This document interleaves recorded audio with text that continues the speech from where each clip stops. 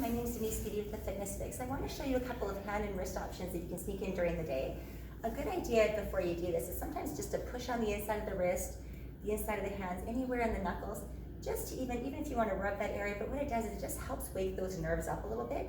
So be gentle, nothing too intense, but just kind of feel like you're waking them up. Now with these contractions, it's going to look like a stretch, but I want you to think about it as something that you're controlling. So what you would do is, first of all, if you move the hand this way, I want you to contract the inside of the wrist and push your hand wherever you can into a wall or a couch or a table. But I'm actually contracting the inside first to open up the top of the wrist. 5-second hold here. Part 2 is I push my hand into the wall. So now I'm contracting this whole top side, trying to push my hand up that way. So you do 5 seconds pulling in, 5 seconds out. You can do it turned in different directions, whatever you feel. You can play with this one to get this wrist really strong. Now the next one is the same idea here. This one is usually trouble for people, so you can have your wrist however you like.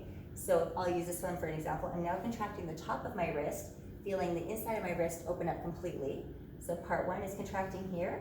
Part 2 is my hand actually pressing into the wall now, so you could do it however you like, but I'm trying to press down this way to get all these muscles working. So now press, I can push all the way through my fingers, push into the wall.